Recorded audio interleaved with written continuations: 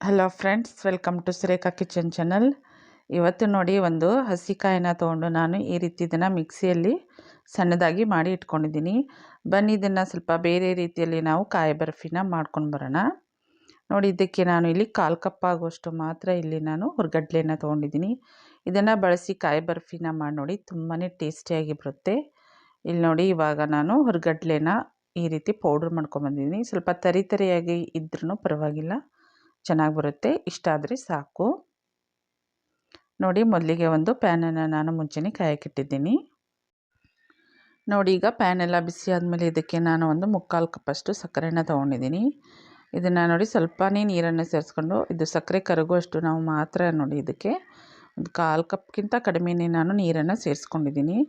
ಸಕ್ಕರೆ ಒದ್ದೆ ಆಗೋವರೆಗೂ ನಾವು ಇದನ್ನು ಸೇರಿಸ್ಕೊಂಡ್ರೆ ಸಾಕು. ಇವಾಗ ಇದು ಸಕ್ಕರೆ ಕರಗಿದ್ರೆ ಸಾಕು, ಪಾಕ ಎಲ್ಲ ಮಾಡ್ಕೋಬೇಕಂತೇನಿಲ್ಲ. ಒಮ್ಮೆ ಈ ರೀತಿ ನೋಡಿ ಕಾಯಿ ಬರ್ಫಿನ ಮಾಡಿ ನೋಡಿ, ತುಂಬಾ ಚೆನ್ನಾಗಿ ಬರುತ್ತೆ. ಇವಾಗ ನೋಡಿ ಸಕ್ಕರೆ ಎಲ್ಲ ಚೆನ್ನಾಗಿದ್ದು ಕರಗಬೇಕು. ಈಗ ನೋಡಿ ಸಕ್ಕರೆ ಎಲ್ಲ ಚೆನ್ನಾಗಿ ಕರಗಿದೆ, ಇಷ್ಟ ಆದರೆ ಸಾಕು.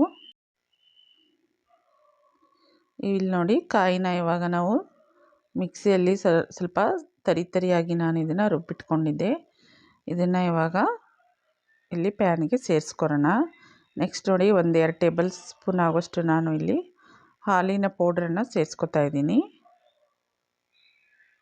ನೆಕ್ಸ್ಟ್ ನೋಡಿ, ನಾವು ಪುಡಿ ಮಾಡಿಟ್ಟಿರುವ ಈ ಹುರ್ಗಡ್ಲೆ ಪೌಡ್ರನ್ನ ಸೇರಿಸ್ಕೊರೋಣ. ನೋಡಿ, ಈ ರೀತಿ ಹುರ್ಗಡ್ಲೆ ಪುಡಿನ ಹಾಕೋದ್ರಿಂದ ಇದರದ್ದು ಟೇಸ್ಟು ತುಂಬಾ ಚೆನ್ನಾಗಿ ಬರುತ್ತೆ. ಒಂದು ಸಾರಿ ಇದನ್ನು ಟ್ರೈ ಮಾಡಿ ನೋಡಿ. ಇದನ್ನು ನೋಡಿ ಇವಾಗ ಸಿಮ್ಮಲ್ಲಿ ನಾವು ಬಿಡೋವರೆಗೂ ನಾವು ಇದನ್ನು ಈ ರೀತಿ ತಿರ್ಸ್ತಾನೆ ಇರಬೇಕು, ಇಲ್ಲಾಂದರೆ ಇದು ಸೀದೋಗುತ್ತೆ. ಅದಕ್ಕೆ ನಾವು ಇದನ್ನು ನೋಡಿ ಸಿಮ್ಮಲ್ಲೇ ಈ ರೀತಿ ತಿರ್ಸ್ತಾನೆ ಇರಬೇಕು. ಹಾಗೆ ನೋಡಿ, ಯಾರೆಲ್ಲ ಹೊಸದಾಗಿ ನಮ್ಮ ವಿಡಿಯೋನ ನೋಡೋರು ಪ್ಲೀಸ್ ಸಬ್ಸ್ಕ್ರೈಬ್ ಮಾಡ್ಕೊಳ್ಳಿ ಮತ್ತು ಬೆಲ್ಲೈಕನನ್ನು ಪ್ರೆಸ್ ಮಾಡೋದನ್ನು ಮರಿಬೇಡಿ. ಇವಾಗ ಇದಕ್ಕೆ ಸ್ವಲ್ಪ ನಾನು ಈ ಟೈಮಲ್ಲಿ ನೋಡಿ ಏಲಕ್ಕಿ ಪುಡಿನ ಸ್ವಲ್ಪ ಸೇರಿಸ್ಕೊಂಡಿದ್ದೀನಿ. ಇವಾಗ ಮತ್ತೆ ನೋಡಿ ನಾವು ಫುಲ್ ಇದು ತಳ ಬಿಡೋವರೆಗೂ ನಾವು ಇದನ್ನು ಈ ರೀತಿ ತಿರ್ಸ್ತಾನೆ ಇರಬೇಕು. ನೋಡಿ, ಇವಾಗ ಎಲ್ಲನೂ ಇದು ತಳ ಎಲ್ಲ ಬಿಟ್ಕೊಂಡಿದೆ ನೋಡಿ, ಈ ರೀತಿ ಫುಲ್ ಡ್ರೈ ಆಗಬೇಕು. ಆವಾಗ ಇದು ಎಲ್ಲ ರೆಡಿಯಾಗಿದೆ ಅಂತ ಅರ್ಥ. ಇವಾಗ ಗ್ಯಾಸ್ ಫ್ಲೇಮನ್ನು ಆಫ್ ಮಾಡೋಣ. ಇವಾಗ ನೋಡಿ, ಇಲ್ಲಿ ಒಂದು ಪಾತ್ರೆನ ತೊಗೊಂಡು ಅದಕ್ಕೆ ತುಪ್ಪನ ನಾನು ಮುಂಚೆನೇ ಹಚ್ಚಿಟ್ಕೊಂಡಿದ್ದೆ. ಇವಾಗ ಇದನ್ನು ಎಲ್ಲ ಇದಕ್ಕೆ ಸೇರಿಸ್ಕೊಂಡು ಎಲ್ಲ ಚೆನ್ನಾಗಿ ಬಿಸಿ ಇರುತ್ತೆ ನೋಡಿ, ಇದನ್ನು ಹುಷಾರಾಗಿ ನಾವು ಈ ರೀತಿ ನೋಡಿ ಪ್ರೆಸ್ ಮಾಡಬೇಕು.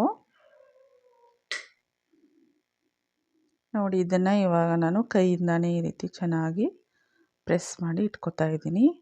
ಇದನ್ನು ಈ ರೀತಿ ಮಾಡಿ ನಾವು 1 ಗಂಟೆ ಆದ್ರೂ ಇದನ್ನು ಚೆನ್ನಾಗಿ ನಾವು ಫುಲ್ ತಣ್ಣಗಾಗೋಕ್ಕೆ ಬಿಡಬೇಕಾಗುತ್ತೆ. ನೋಡಿ, ಇವಾಗ ಒಂದು ಸೈಡಲ್ಲಿ ಎಲ್ಲನೂ ಇದನ್ನು ಈ ರೀತಿ ಪ್ರೆಸ್ ಮಾಡಿ ಇಟ್ಕೋಬೇಕು. ಇದು ಬಿಸಿ ಇರಬೇಕಾದ್ರೇ ನಾವು ಈ ರೀತಿ ಕಟ್ ಮಾಡಿ ಇಟ್ಕೋಬೇಕು, ಅಂದರೆ ಚೆನ್ನಾಗಿ ಬರ್ಫಿ ಬರುತ್ತೆ. ಇವಾಗ ಇದನ್ನು ಎಲ್ಲ ಕಟ್ ಮಾಡಿ ಇಡ್ತಾ ಇದ್ದೀನಿ. ಇವಾಗ ಕಟ್ ಮಾಡಿದ್ದನ್ನು 1 ಗಂಟೆ ಆದರೂ ನಾವು ತಣ್ಣಗಾಗೋಕ್ಕೆ ಬಿಡೋಣ. ಈಗ ನೋಡಿ, ಇವಾಗ ಎಲ್ಲ ಇದು ಬರ್ಫಿ ಎಲ್ಲ ತಣ್ಣಗಾಗಿದೆ. ಬನ್ನಿ ಇವಾಗ ಇದನ್ನು ತೆಗೆದು ನಾವು ನೋಡೋಣ ಯಾವ ರೀತಿಯಾಗಿದೆ ಅಂತ. ನೋಡಿ, ಇವಾಗ ಇದು ಫುಲ್ ಎಲ್ಲ ತಣ್ಣಗಾಗಿದೆ. ನೋಡಿ ಎಷ್ಟು ಚೆನ್ನಾಗಿ ಬರ್ಫಿ ರೆಡಿಯಾಗಿದೆ. ಇದು ಮಕ್ಕಳಿಗೆ ದೊಡ್ಡವರಿಗೆ ತುಂಬಾ ಚೆನ್ನಾಗಿರುತ್ತೆ. ನೋಡಿ, ಈ ರೀತಿ ನಾವು ದಿಢೀರಾಗಿ ಕಾಯಿ ಬರ್ಫಿನ ಮಾಡ್ಕೋಬೋದು. ಈ ಹುರ್ಗಡ್ಲೆ ಹಾಕಿ ಒಂದು ಸಾರಿ ಟ್ರೈ ಮಾಡಿ ನೋಡಿ. ನೋಡಿ ಎಷ್ಟು ಚೆನ್ನಾಗಿ ಬಂದಿದೆ. ಹಾಗೆ ನಾವು ಮಾಡುವ ಈ ವಿಡಿಯೋ ಇಷ್ಟವಾದಲ್ಲಿ ಪ್ಲೀಸ್ ಸಬ್ಸ್ಕ್ರೈಬ್ ಮಾಡ್ಕೊಳ್ಳಿ ಮತ್ತು ಬೆಲ್ಲೈಕನನ್ನು ಪ್ರೆಸ್ ಮಾಡೋದನ್ನು ಮರಿಬೇಡಿ. Thank you.